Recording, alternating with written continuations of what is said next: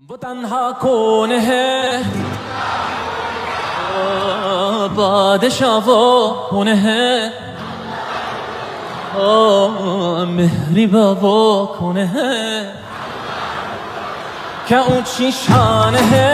अल्लाह अल्लाह उसकी अपनी शान है अल्लाह अल्लाह सब दिलों की जान है अल्लाह अल्लाह بربي جل الله الله الله ما في قلبي غير الله الله الله نور محمد صلى الله لا إله إلا الله الله الله af eder günahı Allahu Allah alemin padişahı Allahu Allah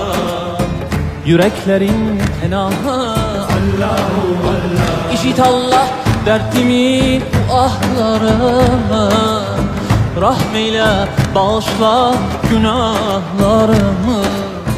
Hayır eyle hem akşam hem sabahlarımı Hasbi Rabbi Cellallah Allahu Allah Ma fi kalbi gayrullah Allahu Allah محمد صلى الله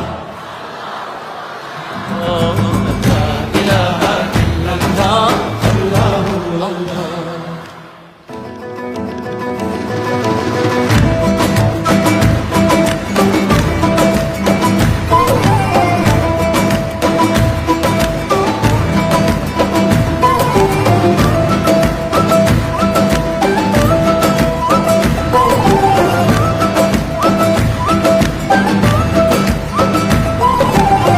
يا رب العالمين الله الله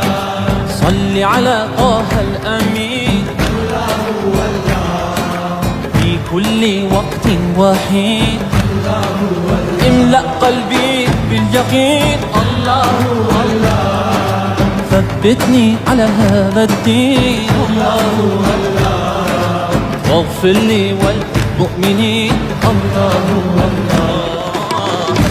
ربي جل الله الله الله ما في قلبي غير الله الله الله